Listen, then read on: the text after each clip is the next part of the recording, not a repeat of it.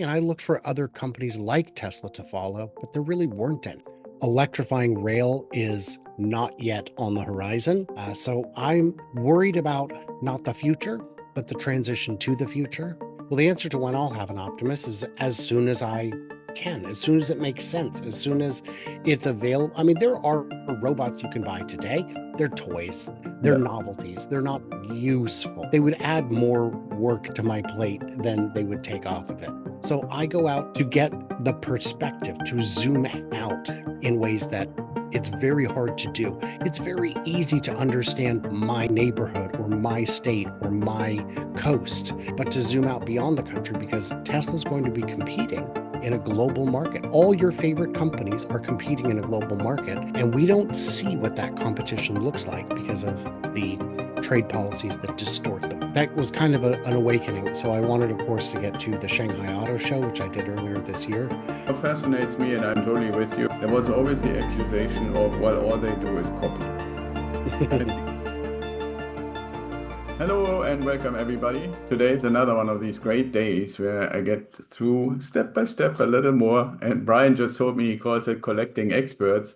I call it my Tesla list. I could also say, a lot of Herbert's friends. Welcome to the show, Brian White from futureaza. Hello, thank you. It's great to be here. Yeah, that's what we do is we collect experts. We are a lot of us friends of Herbert. But yeah, I tell you a little bit about myself. What I do is I've been running a YouTube channel for almost 5 years now. I've got about 2,800 videos on there covering a variety of topics, mostly EVs, but also batteries and storage and solar and engineering of all kinds, factory construction, things like that. And yeah, my big thing is I travel a lot. I travel way more than I'd like to, but it's just what I do. And when I go out there, I get to see things firsthand. I get to experience things firsthand. I get to meet people who have very different ideas than I would encounter in my local little bubble. And I get to meet engineers from all over the world who have all kinds of expertise in things that I don't. And I can ask them all kinds of questions. I can go down every rabbit hole. And then in the future, when I have a topic I'm trying to cover, I know who to call on to get the answers. Okay, yeah, that's very cool. Now, I tried to do a little bit of research for background and so forth, and if I got that right, unless there's another Brian White, which is not totally out of the question, that you started out in banking, is that correct? Yeah. So yes. My first year out of college, I sold broadcast electronics, and Okay. then I became a banker. And I was a banker for a big West Coast bank, Washington Mutual. I did mortgages, and I advised clients on putting together little mini real estate empires. And then after that, I spent 20 years as a writer, mostly a comedy writer, which doesn't pay the bills. So I had a lot of other jobs along the way, and I would do a lot of travel writing. And that led to business consulting. And I would write up entire business plans for potential restaurants, tourist attractions, hotels, things like that. And being able to look not just at the numbers, but past the numbers to see the vast majority of business proposals I wrote said, don't do it. There's no way you're going to make this work. And everyone who ignored it and moved forward had a bad time. And that's unfortunate because this was always their dream and they always wanted to do whatever it was. And sometimes the numbers just don't make sense. Yeah, absolutely. I can totally see that. I mean, the statistics also support it, obviously, that when you look at how many of the ones who actually start a business are still there after 5 or 10 years. Um, so yeah, that totally makes sense. Now, is there a direct relation between traveling and getting totally interested in electric cars, or how did that Hmm. happen? I don't know what caused it. I remember in probably 2007, I read, no, maybe even before that, I read an article about someone who had bought an old Geo Metro and converted it to electric with some lead acid batteries and a motor and controller out of a forklift. And he just jammed it in third and left it there. And he would get a good 50 miles of range from this very difficult conversion that he did himself at home. I Yeah. always thought that was interesting. So when Tesla came along, I started following them. And I thought that Tesla was a very interesting and exciting company. And I looked for other companies like Tesla to follow, but there really weren't any. There were some who would kind of come out of nowhere and then just stagnate. They'd have a big, exciting announcement, but nothing would really follow. And I began following Tesla specifically well before having my channel. I invested before having my channel, and it was a different kind of company. It was something new and exciting. And so I was already doing a lot of my own analysis. This was the channel launched towards the tail end of the lockdown. And during the lockdown, we had a lot of time. We had a lot of time on our hands. Right. So I would do all kinds of deep analysis. I would write basically mini business proposals for ideas within the company just to keep myself occupied. And that is what led me to doing that. I'd had a bunch of YouTube channels before, and my wife said, "Look, you're doing all this analysis anyway. Why don't you just publish it?" And so that was why I created the channel. Yeah, that's very cool, and that is probably quite enlightening for the audience to know about. And I also have to say, I mean, out of that crew of people that I started following years ago, first when they had individual channels, and then they come together in like, like cyber bulls and stuff like that. I always felt like you had that little bit of the comedian in there to keep it light, especially when people were like disappointed that the quarterly results weren't quite as good as they could have been, or the stock didn't want to move, even though there are all this great news and so forth. So I really appreciate that. Um, Brian, from an investing perspective, because this channel, this show is basically about investing and building a diversified portfolio that ultimately pays you either through profit taking or through passive income. Are you one of those people who have a very tiny, like SMR, like single stock portfolio? Or can you tell us a little bit about your efforts to diversify? Sure. My stock experience is exciting. In the 90s, I knew a lot of my clients who were very savvy investors, or so they appeared. I would take their advice. I had put 30,000 into my IRA back then, and taking their advice, I was able to turn it into 10,000. That's the wrong direction. Yeah, right. But what I didn't understand is these people were just riding the bubble. And when the bubble popped, I was right there with Yeah. them. These weren't, these were people who had huge portfolios because they had put huge amounts into them mostly. And so that was a mistake that I made. And I gave up. I threw up my hands and said, I'm never going to be able to retire. And I left my 10,000 in Microsoft and Triple Q and forgot about it. Okay. And then in 2019, having been following Tesla stock for years, having watched all the shows and listened to all the podcasts, the stock got to its lows in May of 2019. And I said, I'm going to dig up my uh, my login credentials, find them, and I'm going to buy me some Tesla. So I made the crazy step of going 75% in on Tesla. And my Okay. thesis was over the 10-year horizon, it will outperform the S&P. And for those who haven't been paying attention, it has outperformed the S&P since 2019. It's up about, I don't know, 15x, 20x, something like that. Right. My cost for those $15,000 worth of shares, it's about $13.75 a share. It's all in my retirement. I can't spend it. So I'm the richest poor person you know, or the poorest rich person. Either way, it spends the same. And but that was only 75% of my portfolio. Of course, now it's more like 95% just because it's grown. And I've added some shares along the way, not very many. And the rest of my portfolio is in ARC K and Palantir. Yeah, well, it's kind of interesting. Then we are both shareholders, at least in if you have those three, we're in two of the three together Mhm. because I'm also investor in Tesla and investor in Palantir. I'm following Kathy's stuff, but I have never invested in any of her funds. So, I very interesting. consider Kathy to be my crazy friend who knows more than me.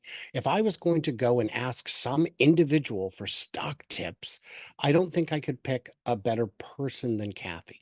I could get lucky. But Kathy isn't looking for luck. She's looking for her analysis, for her team's work to pay off. So far, it hasn't for me, but that doesn't mean it won't. And that's a little hedge. You Yeah, never know it. absolutely. It I might mean, come. what I really like about her and her organization, and that's no judgment or anything like that, but I have a little bit of a background in research, and so there are people who can produce research. I would say it's basically under the guise of publish or perish, where it's not Mm, really a matter of can you comprehend it well, can you apply it, is it impactful, any of that stuff. It's more, I need to publish X amount of papers just to make a check mm. mark somewhere. And I always feel the content, the quality of research that is actually being done, and the language they use and the way they publish this. And for me, former aviator, I'm very visual, so lots of the little graphics and stuff is perfect for me. So I really appreciate it for that. Do you have any other investment asset classes, or is pretty much everything stocks? Just my house. Right. Okay. Well, that's for many people, depending if when you got into it, is a big asset that's It, sitting it, there. it's significant. I've been very fortunate on that front too. We bought our previous house in the suburbs of Seattle Mhm. in, I think, I don't know, 2012 maybe. So not the bottom of the market, but very close to it. Did very well over 7 years, sold it to buy the house we're in now. Got very lucky on this one too, because we bought at the tail end of of COVID, and it was a distress sale, and interest rates were breathtakingly low. And now, of course, we couldn't possibly afford to move. Yeah.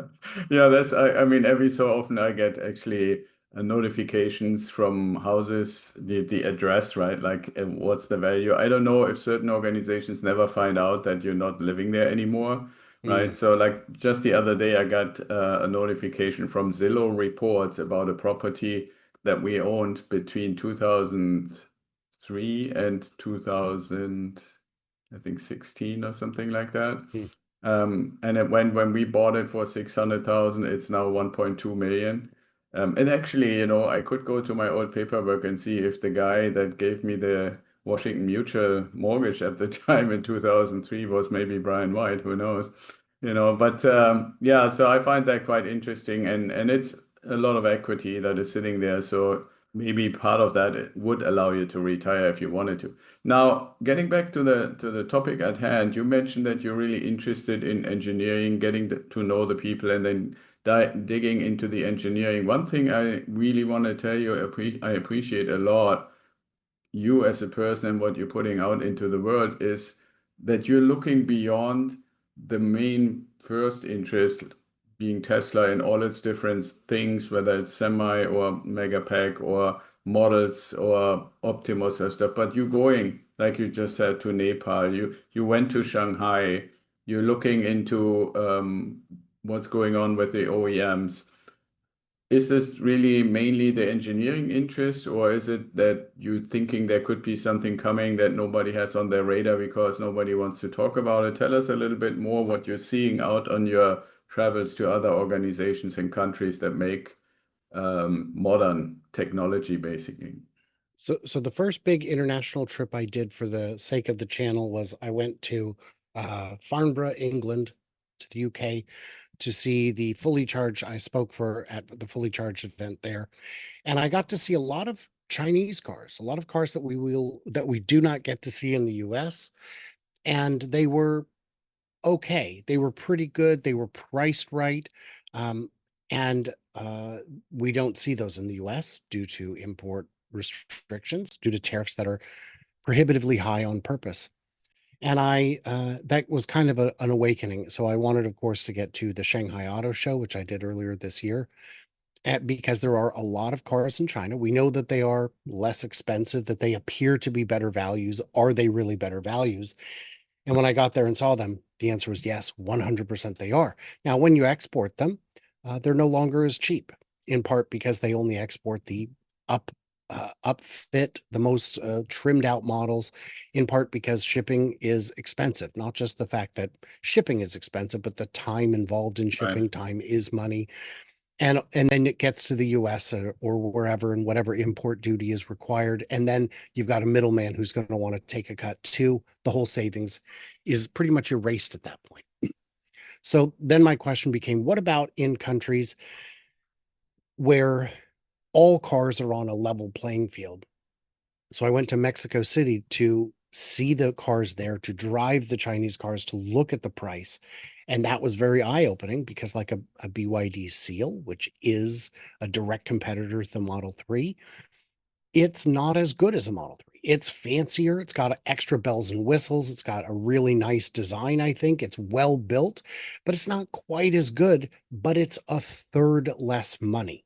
Right. That should be concerning for investors in Tesla or Lucid or Rivian or Volkswagen, for any of the bigger players that we're more familiar with.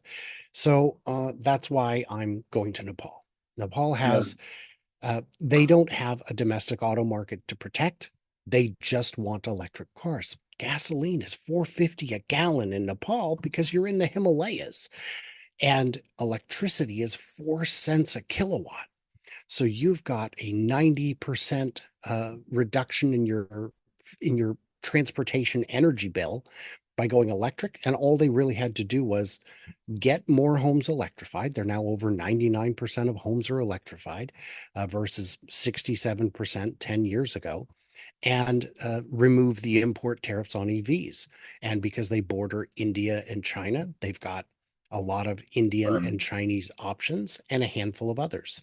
So I go out to get the perspective, to zoom out in ways that it's very hard to do. It's very easy to understand my neighborhood or my state or my coast, uh, but to zoom out beyond the country, because Tesla's going to be competing in a global market. All your favorite companies are competing in a global market, and we don't see what that competition looks like because of the trade policies that distort the market.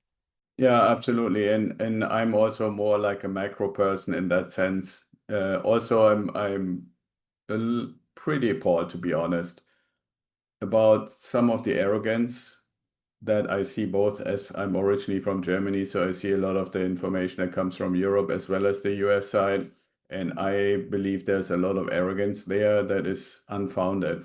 Now, the season 5 that we are in, that we just started with Alexandra's episode, talks about the age of abundance and that evolution from the age of extraction to that new age, which has autonomous, which has Optimus, which has AI, which has Robotaxi, those kind of things.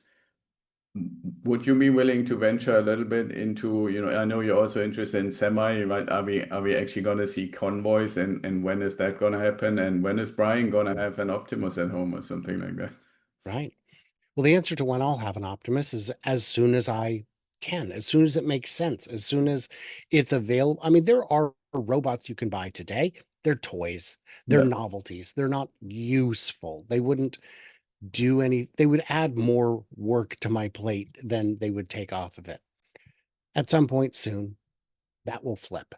And uh, and then from there, they'll just continue getting more useful and less expensive to a point, I imagine. But are there going to be semi convoys? Well, probably road trains of them. yeah, Probably. Why wouldn't there? The real the benefits to autonomous trucking are countless. The biggest enemy to trucking is the fuel efficiency loss at high speed. These are big, big objects moving through very thick air. right. And if you could reduce your speed from truckers push it, they'll go 5 over, 10 over, sometimes more. Just bring it back down to the speed limit. Now, I know drivers may get annoyed if you or I are going exactly the speed limit, but I never get mad at a semi going the speed limit. I understand. And if a convoy, forget the benefits of aerodynamics for having them in a straight line, that will be evident. But just having them go the speed limit is going to save money, and it's going to save time because they're going to use less juice, which means they'll charge up more quickly. The per mile cost goes down. And if your big concern is getting something from one side of the country to the other over the road as quickly as possible, Wouldn't you rather have something that can operate 22, 23 hours a day instead of 10? Are you really going to hire a team driver situation where you're paying two drivers? No, that's crazy talk. You're going to hire zero drivers and you're going to cross the country in 48 hours. You're going to have 2 day shipping coast to coast on a large container. Maybe not door to door, but it's going to shave days off the situation. And with the convoys, the platoons will just talk to each other. They don't all have to be going to the same place. They know who's in front of them. They line up and they gain the efficiency. And if they can see that the charging station 6 hours out is going to have a line in 6 hours, it can drop the speed by 3 miles an hour to get there when there's no waiting. And that just saved time and money. Yeah, that makes total sense. And I think that is a big thing, not just environmentally, but also as far as how much would it then be for the cost of the goods to actually go from A to B. Now, since I know that you have this engineering knack, I have to ask you, wouldn't that scenario also really encourage electrifying, like really fully, ideally with renewables or nuclear energy, electrifying the train system?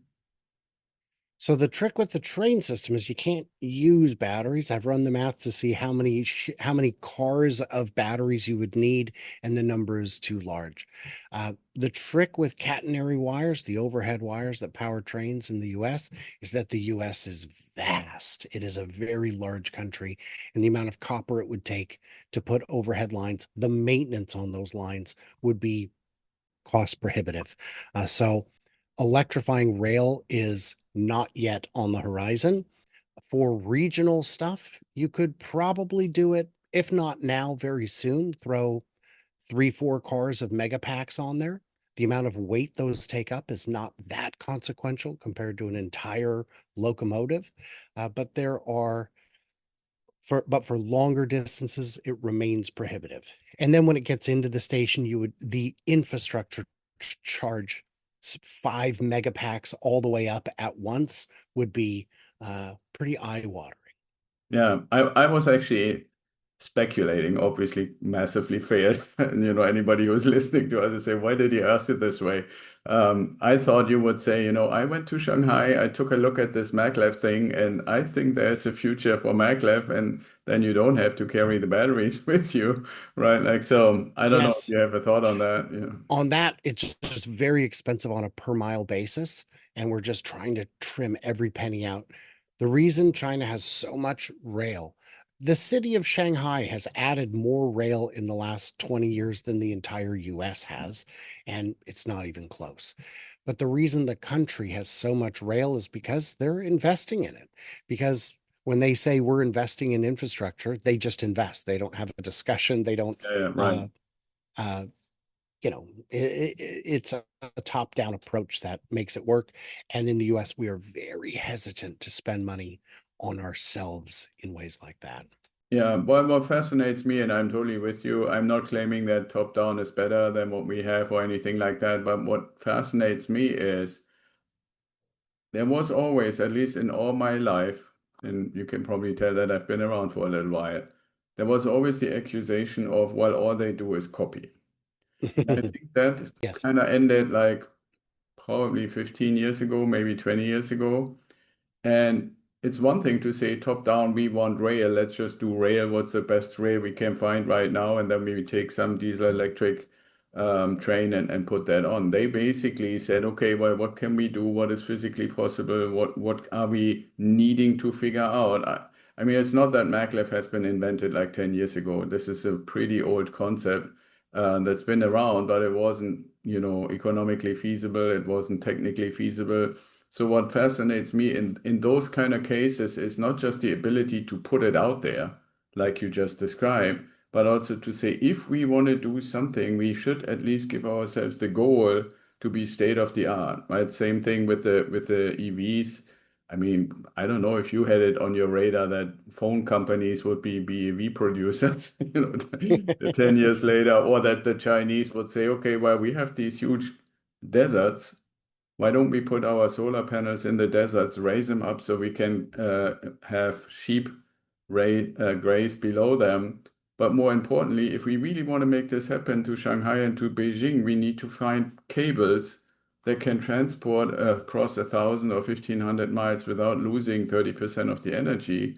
And so they came basically up with DC supraconductivity for high power cables and stuff like that. So it's not just, okay, we're copying this, copying this, copying this, and then somehow gobble it together. That fascinates me. But coming back to the AI stuff, I'm kind of curious, Brian, from an curious engineering point of view.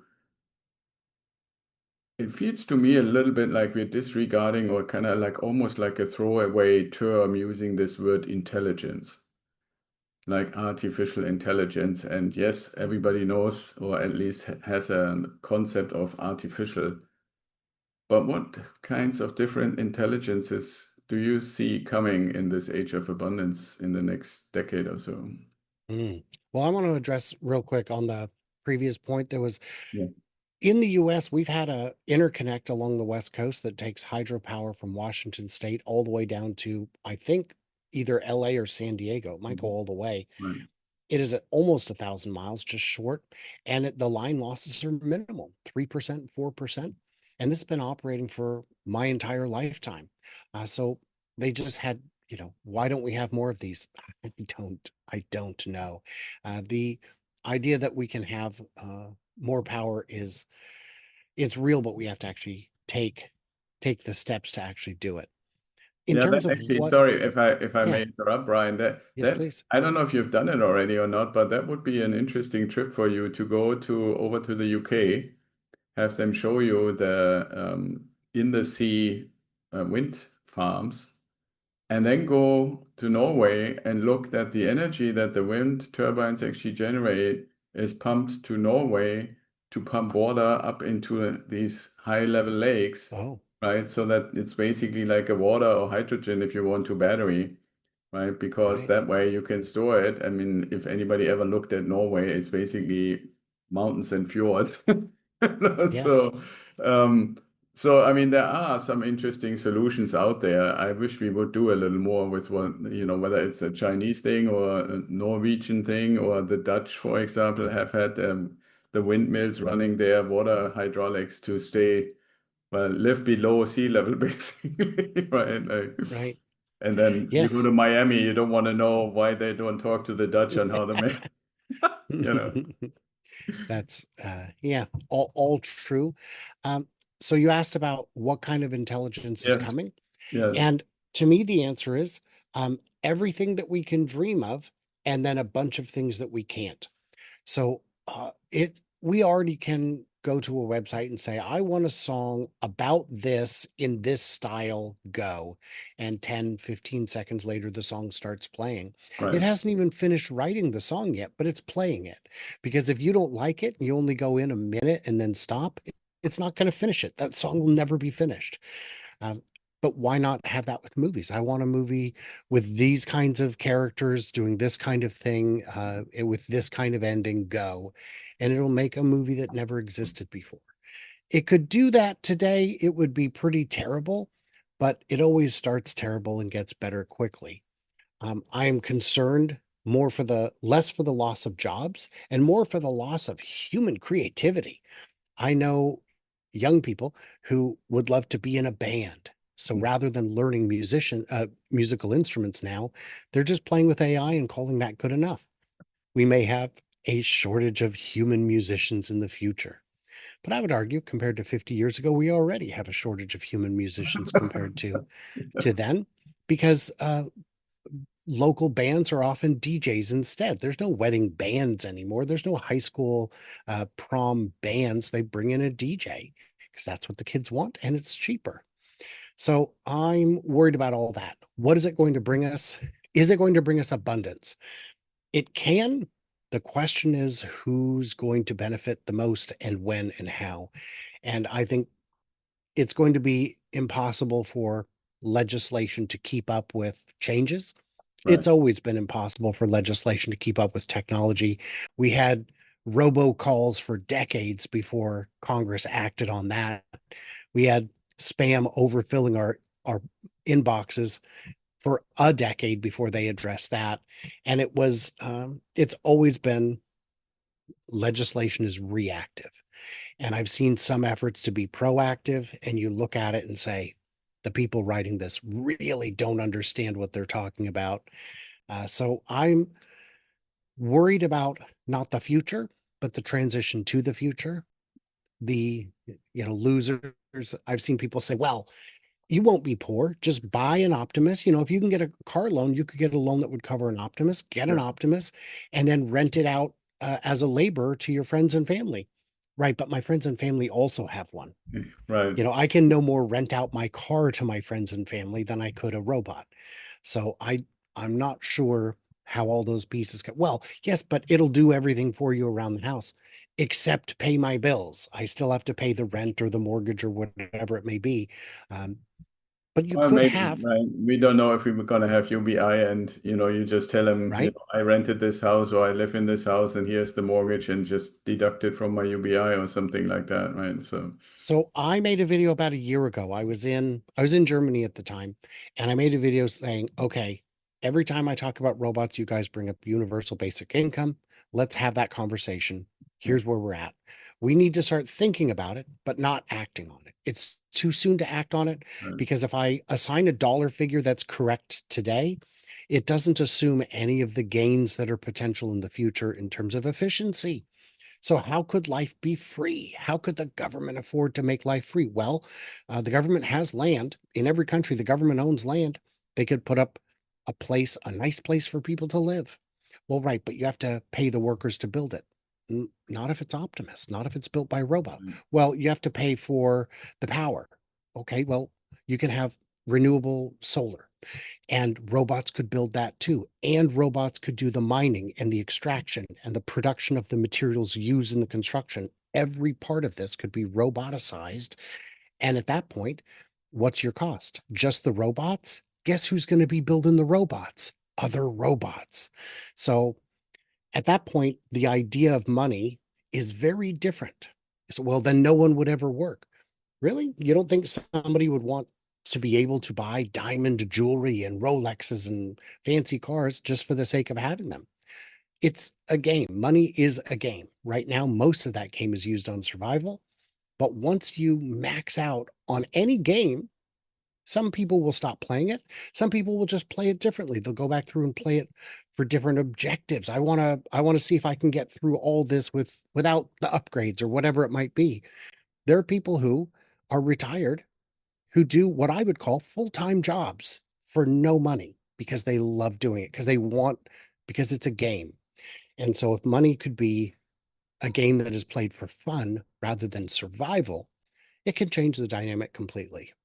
I Yeah, just don't know, yeah, yeah, yeah, I how agree that'll with work. you. And, I don't know if there's a difference between calling something an age of something, industrial Mm, age or industrialization age or knowledge age or stuff like that. And then either the economy or the occupation of the people, right? So I could, for example, based on what you just said, imagine that we could have like a passion economy, right? Where people yes, have the opportunity to live their passion to a level of mastery, maybe even wisdom. For me, that's the next one after mastery, that you would normally not get to. And I believe there is a lot of pent-up opportunity here in comparison to where we are now, where millions and millions of people who have passions and probably the talent to really get to mastery, maybe even beyond, but they're in a dependent relationship to make money through exchanging their time for it so that they can afford their life. And by the time they finally get around, maybe they're retired, maybe not physically able anymore, maybe the brain is not as easily able to learn anymore as they would be if you started earlier. Like not that many. For example, chess, I find is an interesting thing, right? When you look at what is the age of the best chess player, there aren't really any 50, 60, 70-year-olds when you normally retire. that doesn't mean people are dumb. It's just the dexterity of your brain, similar to the dexterity of your body, is just letting go over time. So I think there's a lot of opportunity there that we are not even able to grasp because nobody ever had the chance um, to basically live and have a passion economy. To close this out, and I really want to appreciate all your wisdom and all your shining the lights on all these Mhm. different things. I'm curious from Tesla being a company that comes up with new solutions that all are somehow um, connected to this electrified world. Do you think it's going to stick together, or do you think it's ultimately going to be a bunch of different companies? So under Elon's tenure, it will be one company. Okay. Uh, I can't see a government agency breaking it up because it is not. Um, it is the products are too different. It is not Right. a monopoly in that sense. I see people. Oh no, it's if they get if they sell too many cars, it'll be broken up. Look, at one point, General Motors sold over 50% of the cars in the U.S. They were not broken up because competition was still uh, it was still there. It Yeah. wasn't as exciting, I guess, but it was still there. Google commanded 97, 98% of the search market. In Europe, they faced a bit of antitrust, but it's not because of their search domination. It's because of the way their companies interact to stifle competition. So Right. there's a lot to the bar for breaking up a company is very high. If the company reaches a point where it is no longer a growth company, it's now just a blue chip, it would make sense to start spinning off divisions. Because if you're a $10 trillion company in an age of $4 trillion companies, there's no more room to grow. But when you look at like the breakup of AT&T, of Ma Bell, Yeah. uh, many of the companies that spun out of it became bigger than the original company. So there could be a benefit to someday saying, yeah, let's split off the power division, the energy division. Let's split off semis or whatever. Mm. But most semi companies today are owned by large shipping companies. So they're not even separate from their giant conglomerates. So I don't think that it's not imminent. And I don't think there's a need for it. I think investors have gotten over the mental hurdles of seeing the value. So unless there's a way to create more value by being separate companies, I just don't think it's going to happen. Yeah, I'm with you about as long as Elon is the leader basically of the company, probably not very likely. At some point, I could imagine that the growing sophistication of the individual businesses within Tesla could potentially require people in leadership roles that have a specialization.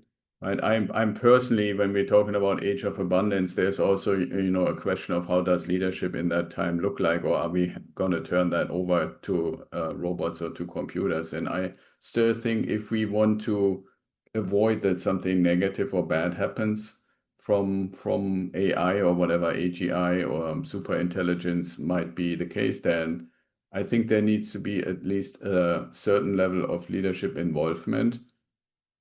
But I would actually challenge anybody to say, show me somebody else who can go in this kind of diverse field of businesses. And that's not Mhm. even just Tesla, that includes SpaceX and Neuralink and Boring Company and all the other ones.